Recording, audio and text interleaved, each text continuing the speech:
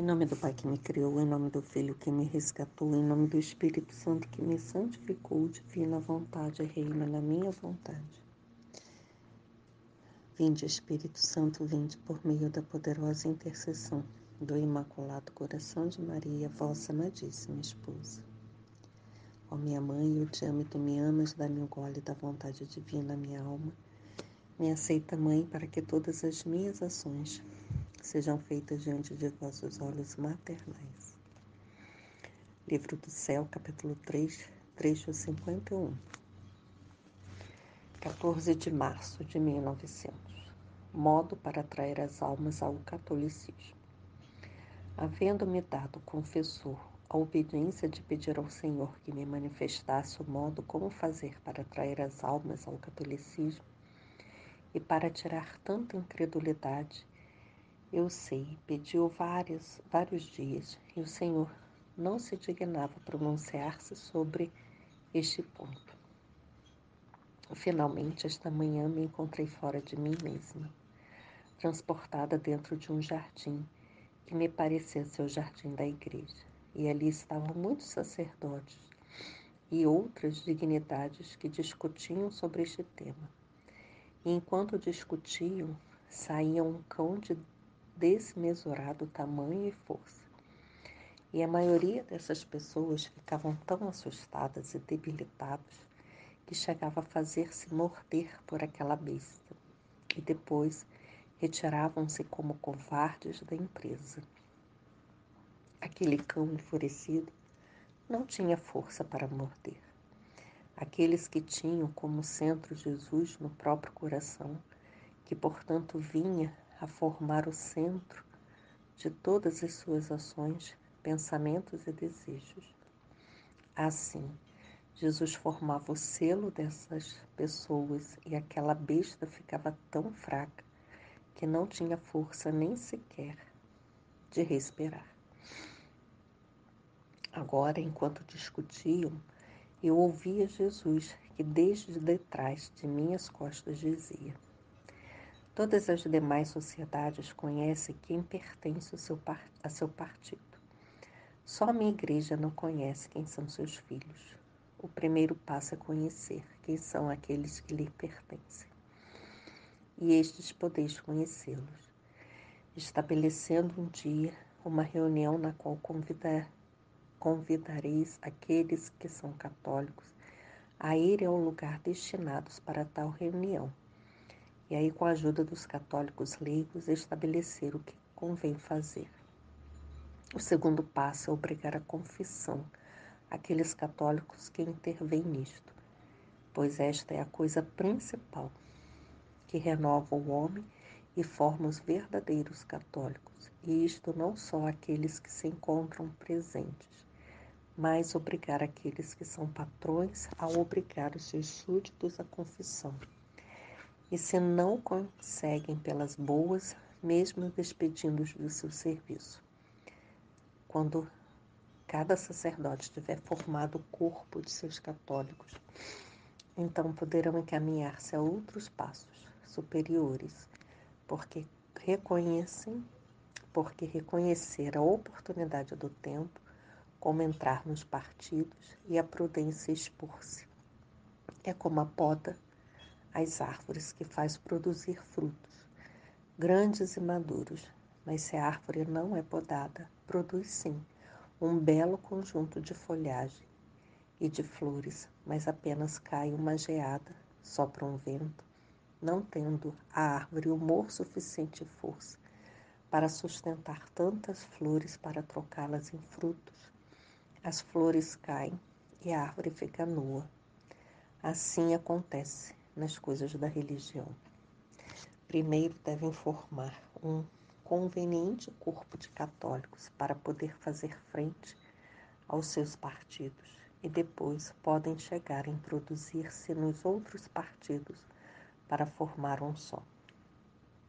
Dito isto, não o ouvi mais e sem sequer vê-lo me encontrei em mim mesma.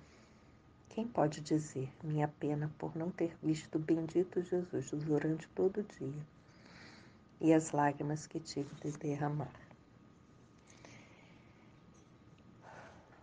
o católico, muitos católicos, né?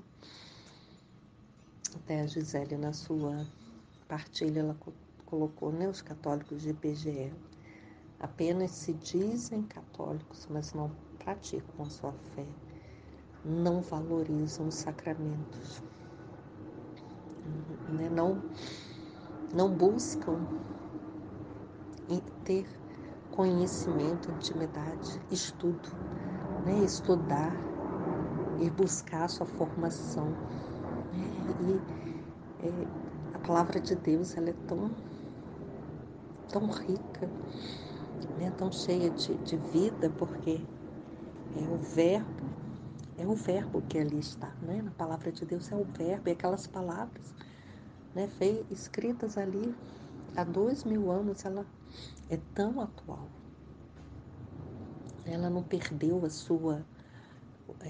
sua essência no tempo, nos séculos, no passar dos séculos. Ela não perdeu, ela é tão atual como se ela estivesse sendo escrita hoje, né? Estivesse saindo do forno quentinha. Mas, né, o católico, ele é muito superficial, né? Não estuda, não busca, não se interessa. E, às vezes, num decorrer da sua vida, em algum motivo, acaba mudando de religião, né? E perdendo a riqueza que se encontra nos sacramentos, né? A riqueza de poder receber o próprio Jesus, vivo em pessoa na Eucaristia, né? E às vezes a gente vê também quantos católicos que vivem na igreja, né? Mas não passam essa vida de Deus, né? Usam às vezes a igreja como um lugar até de promoção, né? Ali na igreja ele tem um lugar, tem um espaço, né? Mas não se abre, né, para buscar essa vida do Espírito Santo, né? Viver no Espírito e viver pelo Espírito.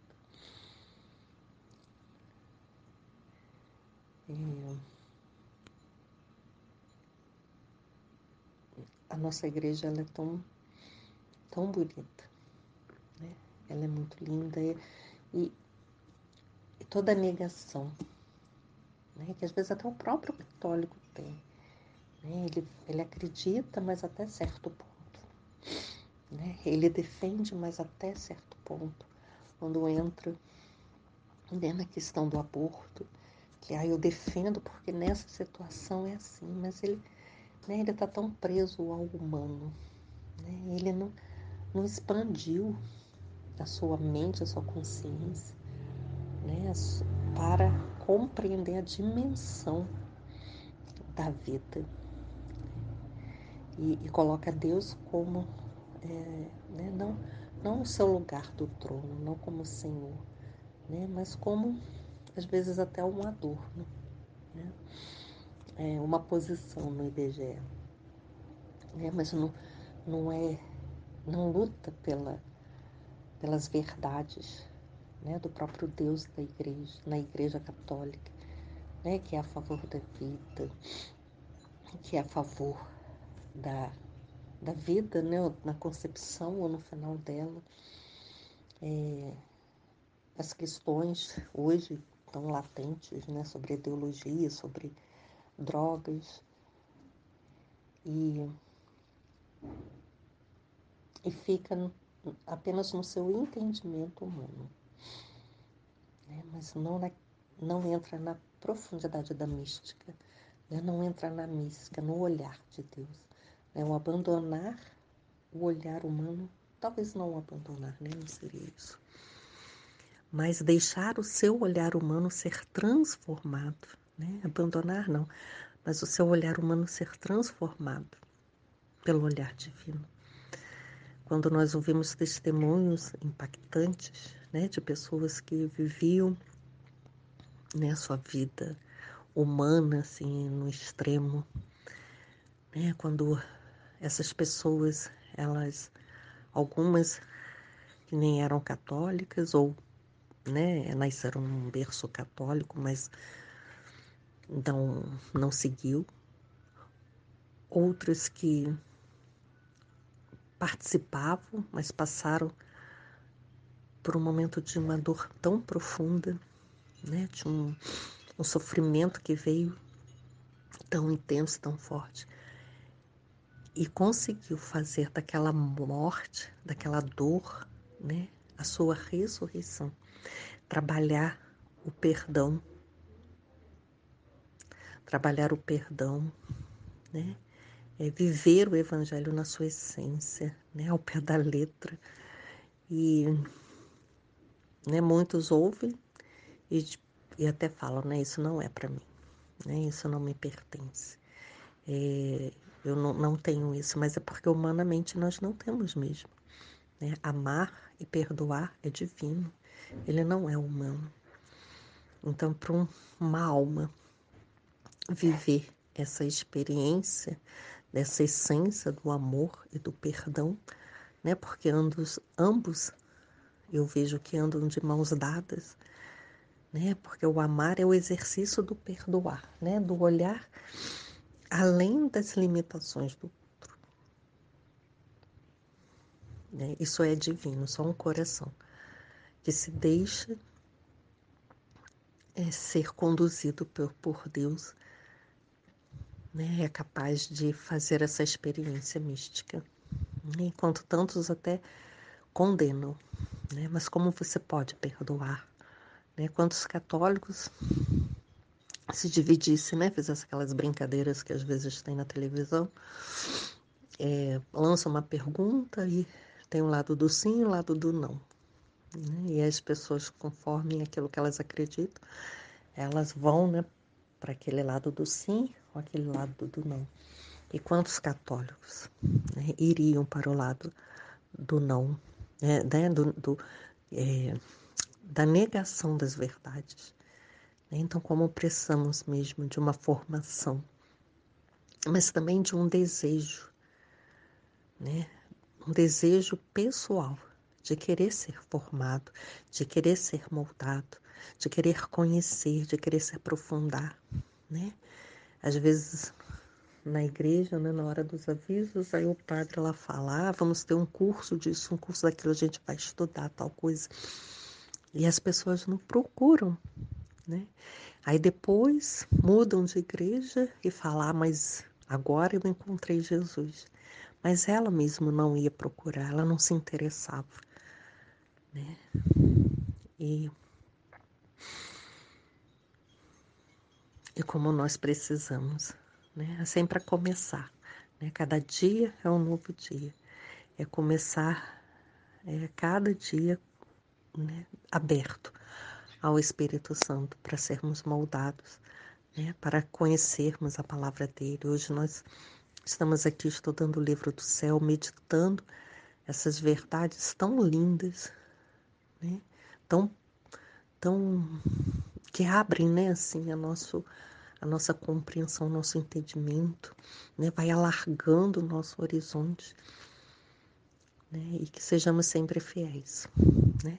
E que o nosso coração também esteja aberto, né? Para que Deus vá, né, alargando o coração dele dentro do nosso coração. E assim o nosso desejo seja constante, né? Que tenhamos essa fome e essa sede desse Deus maravilhoso, né? E de toda a riqueza que nós temos na nossa igreja.